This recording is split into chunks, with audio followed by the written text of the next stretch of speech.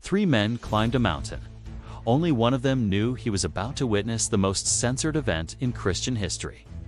In the next few minutes, you'll discover why the Vatican kept the true details of the Transfiguration a complete secret. Why theologians were silenced when they got too close to the truth. And how this revelation could completely change your understanding of the divine and the human.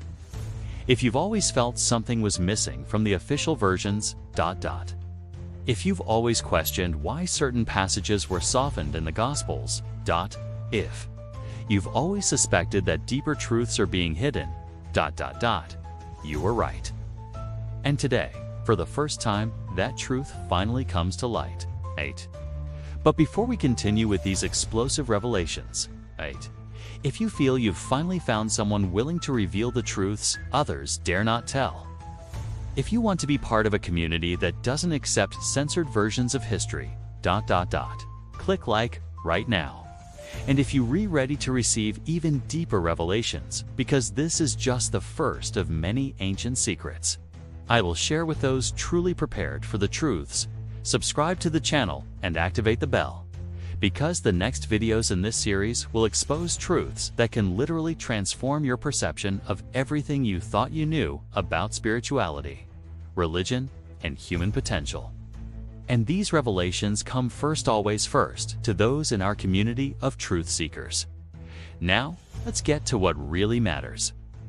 Let's discover what really happened on that mountain that changed everything, and why this truth was buried for nearly 2,000 years. Mount Tabor, Galilee. 30 AD, a mountain that witnessed the impossible become reality before mortal eyes.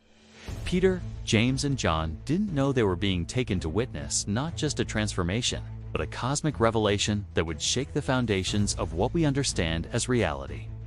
But here's what the Gospels never told you. Here's what was deliberately omitted, edited, censored for nearly 2,000 years. Because what really happened on that mountain wasn't just Jesus being transfigured. It was humanity receiving a key the church decided to hide forever. Why would an institution that was supposed to preserve Christ's teachings spend 2 millennia suppressing the very practical methods he demonstrated? Why were entire texts banned? Why were libraries burned? Why were scholars silenced? The answer will shock you. Because it's always been about control. Control over a truth so powerful, it could render the need for intermediaries between you and the divine obsolete. A Jesuit archaeologist makes a discovery that would make his superiors tremble with fear. Among the Qumran scrolls, he finds not only the texts we already know, but fragments of a lost gospel. The secret gospel of the Transfiguration.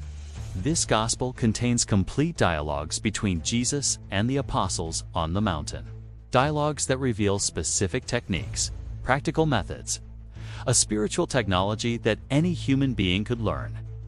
Jesus didn't just tell his disciples that they too could perform the same works.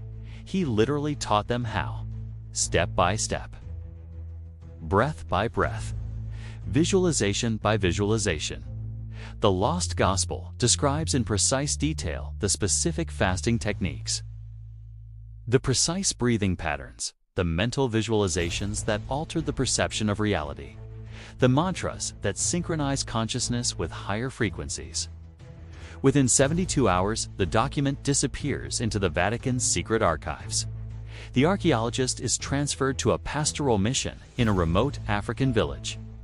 He never speaks of his discovery again. And when questioned years later about the scrolls, he simply shakes his head and whispers, "Some truths are too great for this world." But this wasn't the first time. 4th century Council of Nicaea. 47 alternative gospels are declared heretical and ordered destroyed. Why? Because they all contained variations on the same practical teachings. They all describe Jesus not as a distant figure to be worshipped, but as a master teaching specific methods of transforming consciousness. 12th century France. The Cathars are brutally massacred, their heresy. They possessed detailed texts on human transformation through specific practices of purification and consciousness elevation. They claimed that anyone could reach states of divine consciousness through precise methods. 300,000 men, women, and children were killed to silence this knowledge. 16th century Inquisition. Entire libraries are burned, not just books on alchemy or science, but specifically texts that described altered states of consciousness, direct mystical experiences, and methods for achieving union with the divine without institutional mediation. A pattern emerges from the ashes of history. Whenever anyone gets too close to actual methods, whenever anyone discovers the practical techniques behind miracles, whenever anyone dares suggest that the powers demonstrated by Jesus are universal human potentials, silence is imposed through censorship, exile, or physical elimination. Why this fear? Why this terror at the possibility that ordinary human beings can access extraordinary states of consciousness? The answer is simple and terrifying, because an awakened humanity is an uncontrollable humanity. But what if we analyzed the Transfiguration not just as faith, but as science? 3 independent witnesses, same location, same observed phenomenon, consistent details across all official accounts, and even more specific details in the censored texts. The lost Gospels don't describe a mystical, incomprehensible miracle. They describe a protocol. Jesus didn't just shone supernaturally. He consciously altered his state of consciousness through specific techniques that any human being could learn. First, physical preparation through specific fasting. Not just any fasting, but a precise protocol that alters brain chemistry, increases ketone production, and raises GABA and serotonin levels, creating natural states of ecstasy and expanded perception. Second, breathing techniques that induce states of altered consciousness. Specific breathing patterns that activate the parasympathetic nervous system, shift brainwaves from beta to alpha and theta, creating states of mystical union with reality. Third, precise visualizations that connect the individual mind to universal consciousness. Not vague prayers, but specific mental images, geometric symbols, colors, and frequencies that synchronize human consciousness with broader cosmic patterns. Modern quantum physics confirms what ancient texts already knew. Consciousness can alter physical reality. Meditation literally changes the structure of the brain. Contemplative states alter the perception of light, time, and space. What we call miracles are actually applications of natural laws that we are still beginning to understand. And here is what terrified the early church most. Jesus was teaching these methods. The lost gospel contains his exact words. All that you see me do, you can do also, and even greater works will you do. For the kingdom of heaven is not a distant place, but a state of consciousness that resides within you. He didn't want passive followers who would worship him from afar. He wanted to create other teachers, other human beings capable of demonstrating the same level of awakened consciousness. Other individuals who could teach the methods to future generations. Imagine a humanity where each person could access states of divine consciousness through learnable techniques, where miracles were applied science, where spirituality was direct practice, not institutional dogma, where each human being was their own priest, their own guru, their own bridge to the divine. Us. This vision terrified the founders of the institutional church. How to maintain control over people who can access the divine directly. How to collect tithes from those who need no intermediaries. How to maintain power over a humanity that has discovered its own inner divinity. The solution was simple and brutal. Bury the knowledge. Transform Jesus from a practical teacher into a distant mythical figure. Replace specific methods with empty rituals. Exchange direct experience for blind faith. Transform a spiritual technology into an institutional religion. The evidence of this knowledge is scattered throughout history. For those who know where to look, Every authentic mystical tradition has preserved fragments of the same system Jesus demonstrated on Mount Tabor. Early Gnosticism. Texts speak of the transformation of the inner light through specific practices of contemplation and purification. The Gnostics asserted that direct knowledge of the divine was possible through practical methods, not through blind faith. Islamic Sufism. Sufi mystics developed identical techniques to polish the mirror of the heart. Circular breathing, repetitive movements, sacred mantras. Specific fast sol elements of the original protocol preserved in a parallel tradition.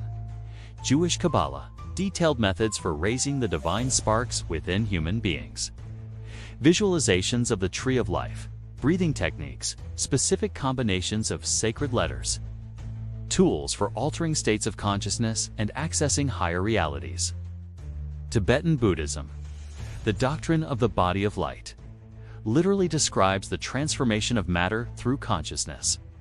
Tibetan monks demonstrate abilities that Western science considers impossible: control over body temperature, metabolism, perception of time, all through specific meditation techniques. Tantric Hinduism. Complete systems for transforming consciousness through practices that combine breathing, visualization, mantras, and specific postures. The stated goal: to realize that the individual Atman is identical to the universal Brahman, the same realization demonstrated at the Transfiguration. All these traditions, developed independently in different cultures, preserved fragments of the same knowledge. The same system that Jesus publicly demonstrated on Mount Tabor. The same protocol that the Christian Church chose to censor and hide. But some groups managed to preserve the most complete knowledge, and for this, they were relentlessly persecuted. The Templars initiated into Eastern mysteries during the Crusades. They brought complete techniques for transforming consciousness to the West. They became too powerful, too wealthy, too independent. In 1307, they were brutally suppressed. Their leaders were burned alive. Their treasures were confiscated. Their knowledge disappeared into the secret Vatican archives. The Rosicrucians, guardians of texts on illumination through the alchemical transformation of the being. Not the alchemy of metals, but the alchemy of human consciousness. Methods for transforming the lead of ordinary consciousness into the gold of spiritual fulfillment. Persecuted, banished, forced underground. Medieval Hermetic societies. They preserved complete texts on human transmutation. The true meaning of the philosopher's stone was not to transform metals into gold. It was to transform human consciousness into divine. Documents describing specific methods, precise protocols, measurable results. They all knew that the Transfiguration was not a unique and unrepeatable event. It was a public demonstration, a tutorial, a promise that every human being carries within them the same potential for radical transformation. And so they were hunted, persecuted, eliminated. Because a humanity that knows its own powers is a humanity impossible to control. The time has come for total revelation. For the truth that will shake everything you thought you knew about spirituality, about Jesus, about yourself. The Transfiguration was not Jesus proving his unique divinity. It was Jesus proving, oh, you are universal divinity. The lost texts contain his exact words, recorded by the very apostles who were present. What you see in me, you can also do. For the kingdom of heaven is not in a distant place in the heavens. It is within you, waiting to be awakened through correct knowledge and dedicated practice.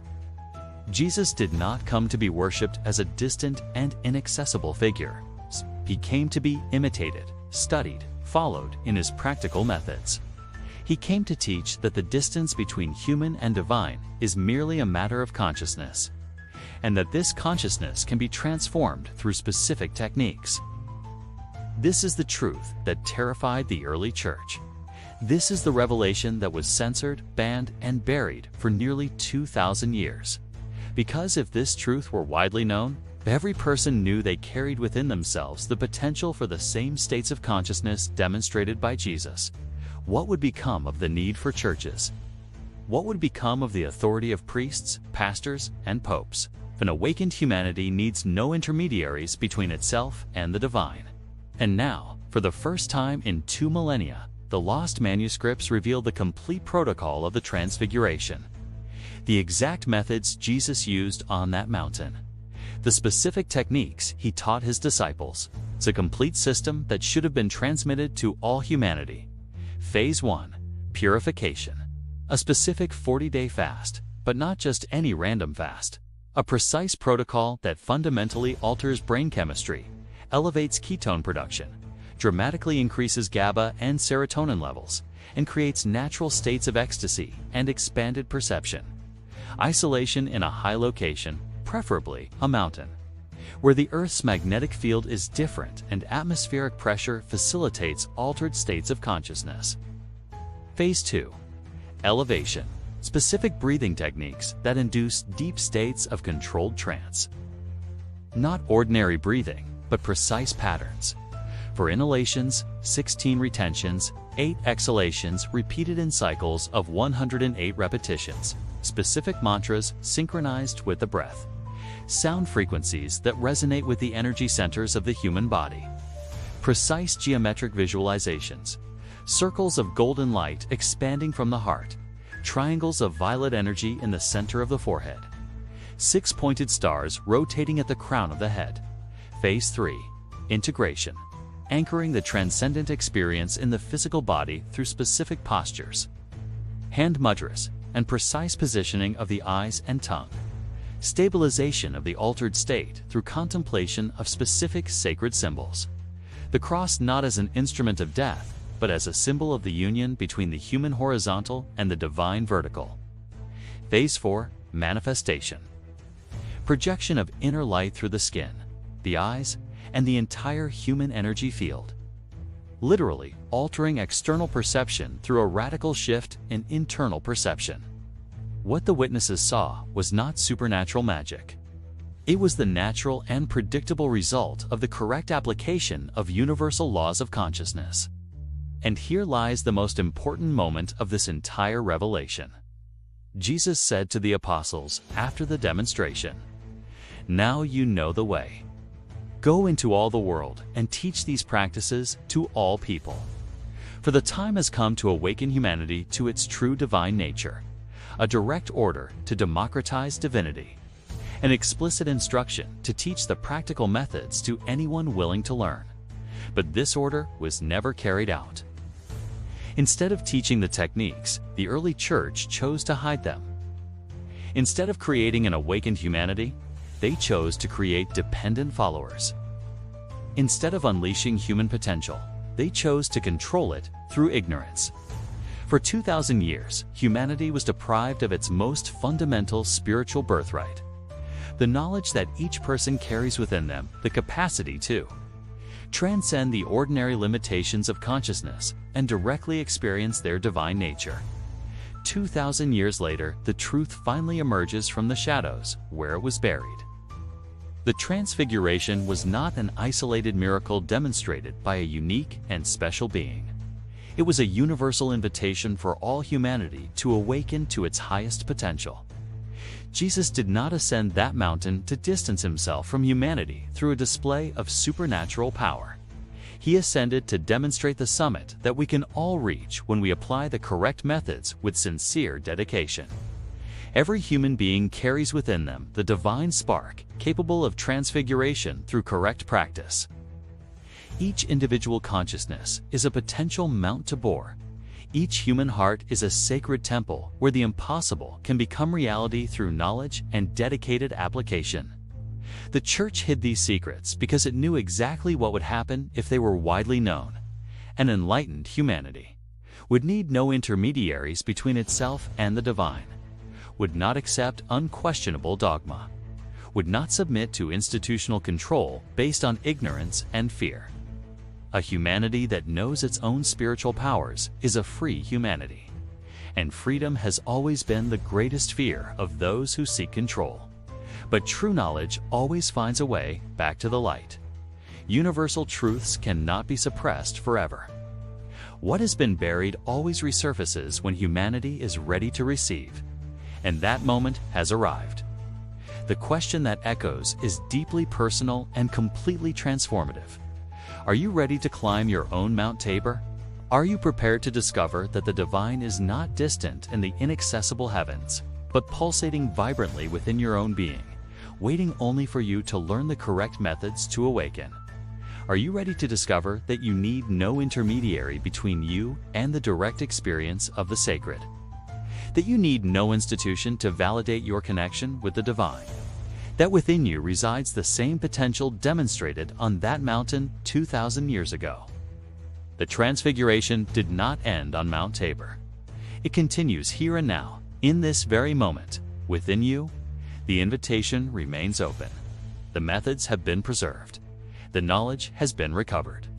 The only question that remains is, will you accept the invitation to become all that you truly are? The truth cannot be hidden forever. Awakening cannot be indefinitely impeded. Transformation cannot be eternally denied.